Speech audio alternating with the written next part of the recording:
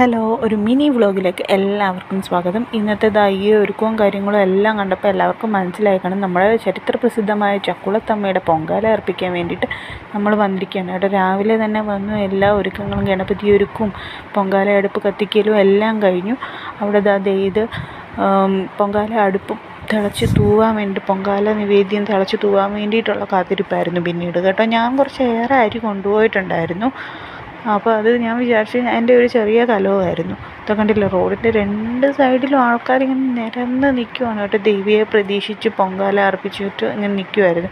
എൻ്റേതൊരു ചെറിയ കലമായിരുന്നു. അപ്പം ഞാൻ കൊണ്ടുപോയ അരി കുറച്ച് കൂടുതലായിരുന്നു. നമുക്ക് ഇങ്ങനെ പൊങ്കാല കിട്ടെന്ന് പറയുമ്പോൾ അങ്ങനെ കിട്ടും, അങ്ങനെ വാങ്ങിച്ചു. അപ്പോൾ എനിക്ക് അരി തിരിച്ച് വീട്ടിലോട്ട് കൊണ്ടുവരാൻ മനസ്സിലായതുകൊണ്ട് ഞാൻ കൊണ്ടുപോയ അത്രയും അരിയും കഴിയാനാണ് കിട്ടും. ആദ്യത്തെ പ്രാവശ്യമൊക്കെ ഒരുപാട് അബദ്ധങ്ങൾ പറ്റിയിട്ടുണ്ട്. ആദ്യമൊക്കെ കലം വെച്ച സമയത്ത് വെള്ളം കുറവായിരുന്നു.